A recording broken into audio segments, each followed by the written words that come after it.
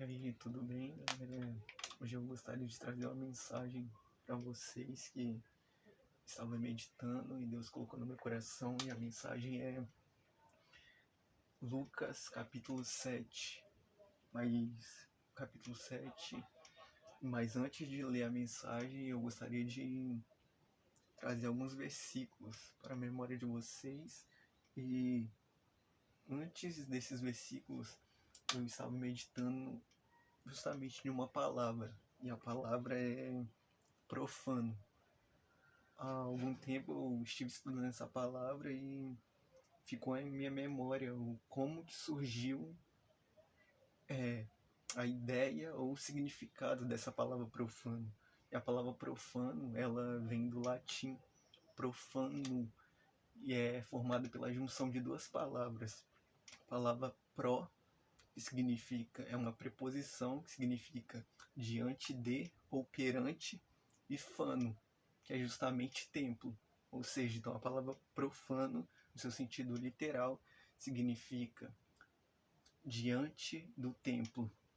E o conceito dela surgiu a partir do momento que as coisas sagradas elas ficavam dentro do templo. Então, por oposição, o que estava fora do templo foi tido como profano. E é certo que se uma coisa está dentro do templo é porque ela era sagrada. Porém, a ideia que Cristo quer nos trazer hoje aqui é que esse conceito de o que é sagrado e o que não é tem se estendido a pessoas. As pessoas têm olhado para aqueles que estão dentro da igreja como eles ali são santos, aqueles que estão fora, estes são pecadores. Mas o que quero que você entenda hoje é que aqueles que estão fora são pecadores, mas aqueles que estão dentro também são pecadores. Porém, há apenas uma diferença entre esses que estão dentro ou estão servindo a Cristo, ou que se chamam cristão, e aqueles que não. E a diferença é que os que se consideram cristão ou que diz carregar o nome de Jesus Cristo, somos pecadores arrependidos. Nós reconhecemos nosso pecado e agora nós vivemos não mais em nós, mas em Cristo, que nos transforma a cada dia. E por que eu introduzi esse conceito de profano ou de pecadores? Porque muitas pessoas têm olhado para si mesmo dizendo: eu sou pecador e eu não sou digno de servir a Deus, eu não sou digno de adorá-lo, de cantá-lo, de pregá-lo. Mas Cristo chama todos nós, sabe?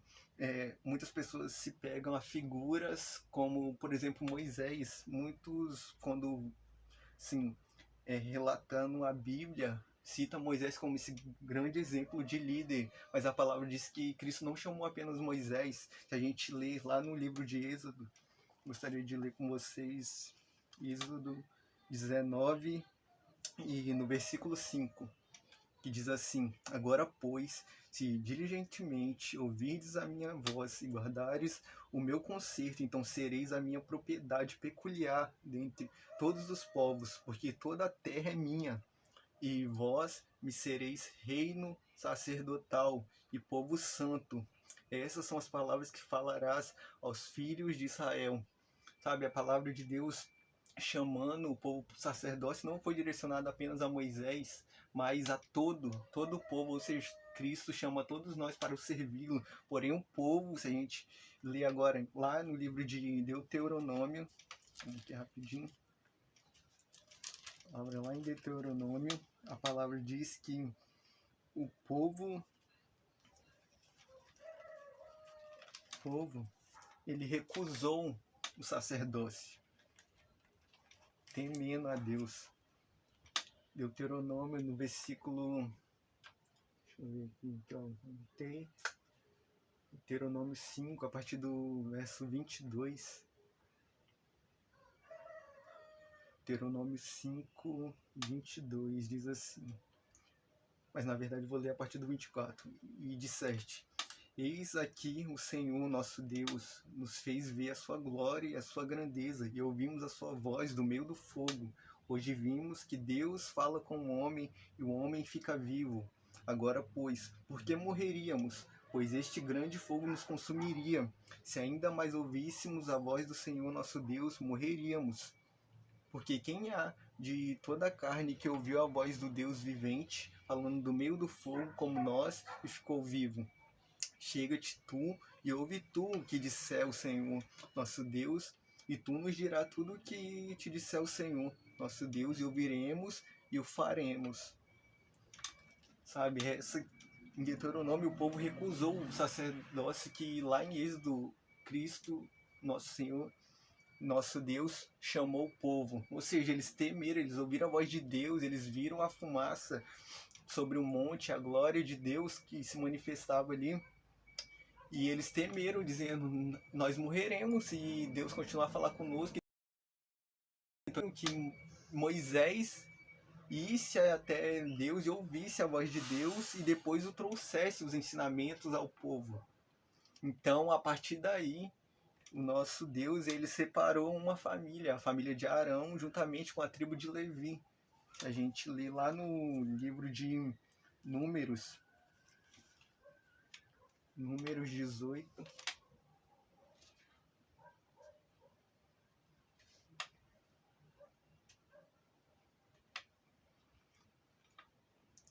Números 18.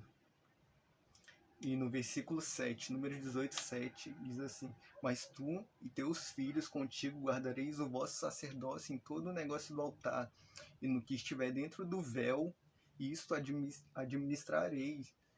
Eu vos tenho dado o vosso sacerdócio em dádiva ministerial, e o estranho que se chegar morrerá. Ou seja, a partir de Deus ter chamado todo o povo, e o povo ter recusado o sacerdócio, aí sim ele separou para ele a família de Arão, juntamente com a tribo de Levi, para o servir constantemente. Realmente, voltando agora à questão dos pecadores, ou que, tipo assim, eu quero servir a Deus, eu quero fazer algo para Deus, realmente, não tem como fazer algo para Deus de qualquer maneira. Quando Cristo separou a família de Arão, tinha todo um procedimento que eles tinham que fazer para chegar até esse lugar de santidade. E existiam lugares que nem os próprios levitas poderiam entrar, apenas os sacerdotes. Ou seja, havia uma separação. Cristo separou para estar constantemente ali perante o servindo no templo, no tabernáculo, na verdade. Então criou esse conceito de santidade, onde existem lugares em que algumas pessoas não podem chegar. E de fato, nos sacerdotes, quem chegasse morreria. Porém, nos dias de hoje, não existe mais separação. Esse sacerdócio que o povo recusou foi entregue a nós com a morte do nosso Senhor Jesus Cristo. Porque se a gente ler lá em Mateus agora, Mateus, no capítulo 27, no verso 51, diz assim: E eis que o véu do templo se rasgou em dois, de alto a baixo, e tremeu a terra, e fenderam-se as pedras. Ou seja, aquela distância, aquele algo que separava nós de Cristo, que apenas os sacerdotes agora poderiam entrar, aquele lugar que era considerado o Santo dos Santos, estava restrito aos sacerdotes. Não existe mais essa separação a partir de que Cristo subiu naquela cruz, se entregando por nós. Agora a palavra diz que o véu se rasgou. Eu sei que talvez muitas pessoas já ouviram essa frase, o véu se rasgou, mas talvez não entendam o significado. O significado é que não existe mais divisão entre nós e o nosso Deus. Sabe, a gente tem livre acesso agora ao Pai, de forma que Ele não só anda conosco como na figura do nosso Senhor Jesus Cristo, mas Cristo ao morrer e ao ressuscitar e ao subir para o Pai, Ele nos mandou o Consolador, de forma que agora Cristo habita em cada um de nós. Então, se você quer servir a Deus, Ele te chama. Mas para isso, existe uma coisa muito importante que nós temos que fazer, e é reconhecer que somos pecadores. Sabe, lá na introdução, no começo dessa minha fala, eu disse que os que estão dentro da igreja, os que se diz cristãos, são pecadores, assim como aqueles que estão fora, porém há uma diferença, que é o arrependimento e reconhecimento. A gente tem que reconhecer, e a palavra do Senhor traz isso, Se a gente lê em 1 São João, 1 São João, bora lá rapidão. 1 São João.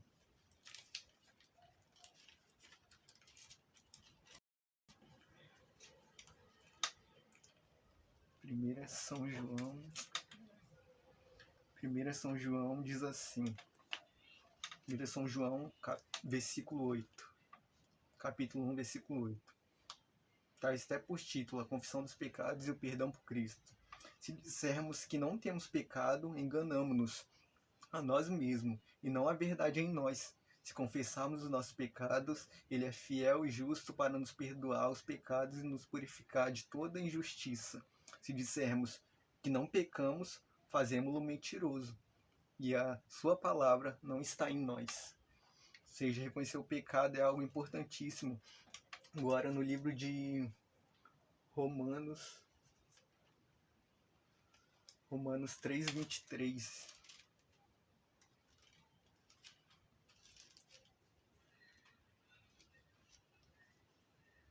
Romanos 3:23 diz assim: porque todos pecaram, destituídos estão da glória de Deus, sendo justificados gratuitamente pela sua graça, pela redenção que há em Cristo Jesus, o qual Deus propôs para a propiciação pela fé no sangue, para demonstrar sua justiça pela remissão dos pecados dantes cometidos, sob a paciência de Deus. E ainda eu quero ler em Romanos 3, agora em 1 Timóteo 1,15. 1 Timóteo 1,15 diz assim: esta é uma palavra fiel e digna de toda aceitação, que Cristo Jesus veio ao mundo para salvar os pecadores, dos quais eu sou o principal. Mas por isso alcancei misericórdia, para que em mim, que sou o principal, Jesus Cristo, mostrasse toda a sua longanimidade, por exemplo dos que haviam de crer nele, para a vida eterna. Ou seja, lá em João, ele estava dizendo que quem não reconhece não está em Deus, quem não reconhece o próprio pecado não está em Deus. E agora aqui no exemplo de Paulo, em 1 Timóteo, no capítulo 1 e no versículo 15, Paulo está dizendo: os pecadores do qual eu sou o principal. A gente for analisar a vida de Paulo, ele não é necessariamente alguém que cresceu distante de Deus, ele cresceu nos preceitos e nos ensinamentos da lei. Porém, este mesmo homem, ele está reconhecendo o pecado e dizendo ainda mais que ele é o principal. E se ele que é o principal, Deus o transformou mais ainda a qualquer um que reconheceu o pecado. Sabe, o reconhecer o pecado não está restrito somente àqueles que estão distantes de Deus, mas mesmo àqueles que servem a Deus, como Paulo. O fato dele é que no ministério dele havia uma ignorância, ele seguia os preceitos e as leis, mas ele não conhecia Jesus, a quem as próprias leis a qual ele estudava apontavam para Jesus Cristo. Porém, quando ele conheceu Jesus Cristo, ele se arrependeu dos erros que ele cometeu antes de conhecer a Jesus. E Cristo o transformou e usou para salvar muitas vidas através do ministério dele. Então talvez você também tenha um ministério e Cristo quer te usar através de determinada área, porém você tem que reconhecer que você também é pecador, todos nós somos, e não é por nós. Cristo, quando ele subiu naquela cruz, ele não fez uma listinha entregando para as pessoas assim, ó, ei, toma essa lista aqui, ó, tá vendo? Isso daqui são os nomes pelas quais as pessoas eu estou morrendo.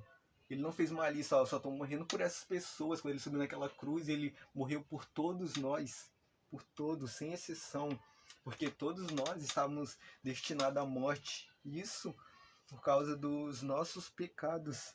E nossos pecados vêm lá desde Adão, mas Cristo nos remiu. Se a gente for agora, começando um pouquinho lá no início, voltando aqui em Gênesis, a gente vai entender que todos nós estamos destinados à morte. Lá no livro de Gênesis, no capítulo 2, e no versículo 17, Gênesis 2:17, eu vou ler com vocês, sabe? Mas da árvore da ciência do bem e do mal, dela não comerás, porque no dia em que dela comeres, certamente morrerás. Isso foi Deus falando com Adão, falando com o homem, ou seja, a gente sabe o que aconteceu, o homem comeu daquilo que Cristo tinha dito que não era para ele comer, então a morte entrou nele.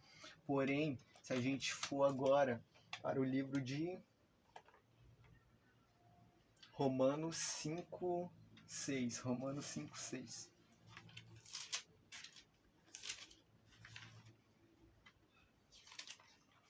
Romanos 5:6 diz assim, Romanos capítulo 5, versículo 6. Porque Cristo, estando nós ainda fracos, morreu a seu tempo pelos ímpios, porque apenas alguém morrerá por um justo. Pois poderá ser que pelo bom alguém ouse morrer, mas Deus prova o seu amor para conosco, em que Cristo morreu por nós, sendo nós ainda pecadores. Logo, muito mais agora, sendo justificados pelo seu sangue, seremos por ele salvos da ira.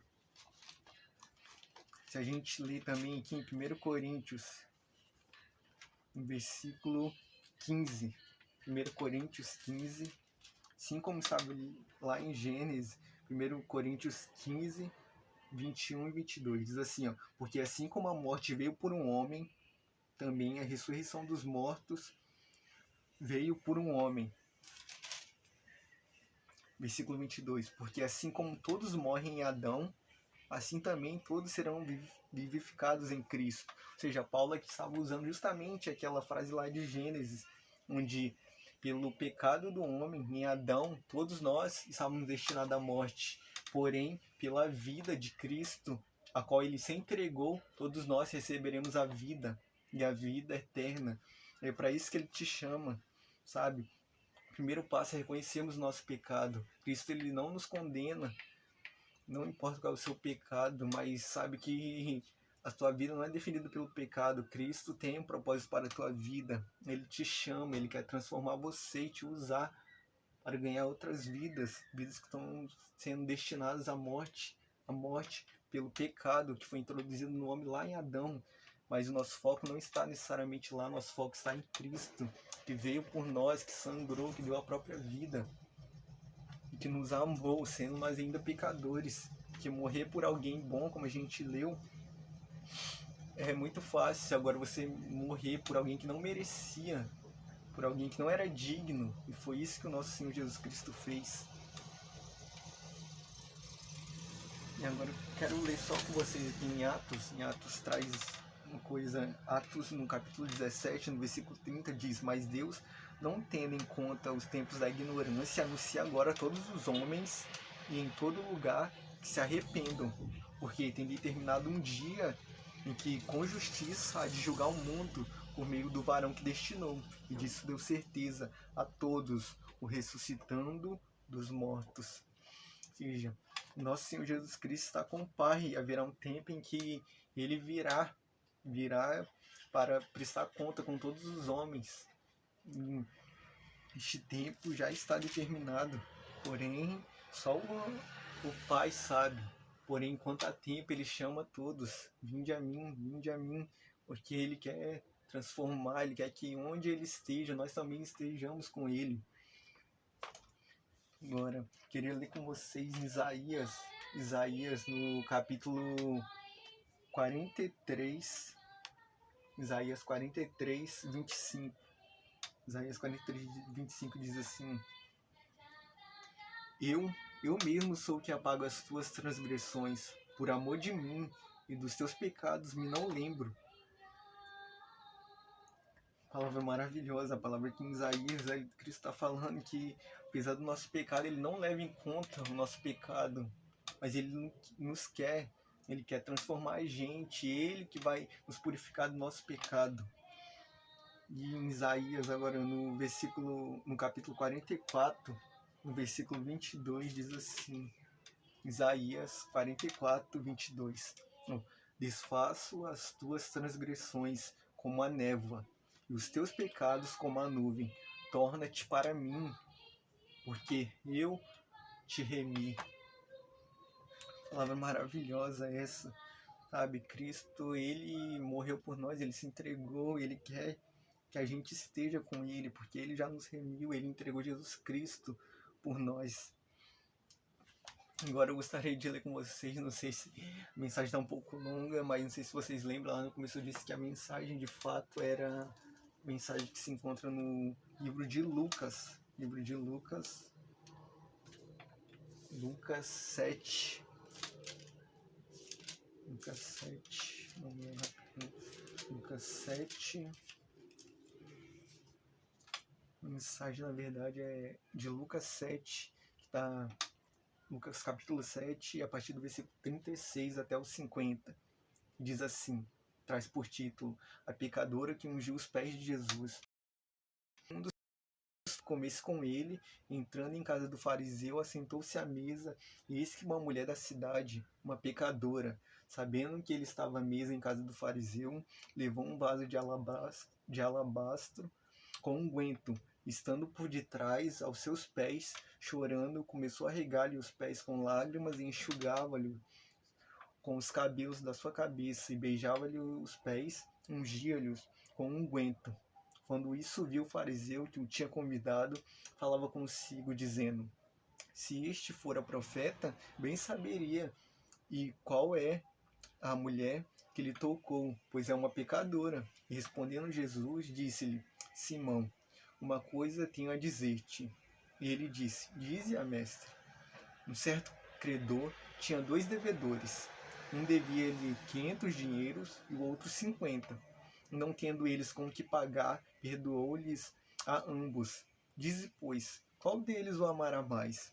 E Simão respondendo disse: Tenho para mim que é aquele a quem mais perdoou. E ele disse: Julgaste bem. E voltando-se para a mulher, disse a Simão: Vês tu esta mulher? Entrei em tua casa e não me deste água para os pés, mas esta regou-me os pés com lágrimas e me enxugou com os seus cabelos. Não me deste ósculo, mas esta, desde que entrou, não tem cessado de me beijar os pés. Não me ungiste a cabeça com óleo, mas esta ungiu-me os pés com unguento. Por isso te digo que os seus muitos pecados lhe são perdoados, porque muito amou, mas aquele a quem pouco é perdoado, pouco ama. E disse a ela: Os teus pecados te são perdoados. E os que estavam à mesa começaram a dizer entre si: Quem é este que até perdoa pecados? E disse a mulher: A tua fé te salvou. Vai-te em paz. Sabe? Essa mensagem de Lucas é lindíssima, porque traz justamente vários aspectos do que é o nosso Senhor Jesus Cristo, ou qual foi a missão principal dele, que é justamente salvar os pecadores. E a palavra relata que uma mulher, sim, pecadora, ela chegou até Jesus e ela, reconhecendo essa condição de pecadora, ela ficou aos pés de Jesus, de forma que o choro dela molhava os pés de Jesus com os próprios cabelos. Ela os enxugava as lágrimas que ela derramava sobre os pés de Jesus, também o unguento que ela trouxe, que ela derramou sobre nosso Senhor Jesus Cristo. Porém, Simão, a quem Cristo estava na casa dele, ele, virando para Jesus, ele tentava invalidar a adoração daquela mulher pelo fato de ela ser pecadora. Porém, estava ali aquele que poderia perdoar os pecados dela, e ele o perdoou, como diz aqui no final. A tua fé te salvou, vai-te em paz. O nosso Senhor Jesus Cristo disse isso para aquela mulher.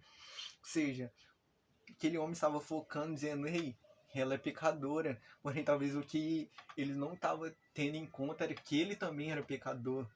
Porém, Cristo, ele utilizou justamente de uma parábola de 2 devedores, um que devia 500 e outro que devia 50. E a palavra diz que Cristo perdoou os dois. Então, Cristo, virando para aquele homem, ele perguntou para ele que qual que o amou mais, e ele, olhando claramente, falou: com certeza aquele que devia mais.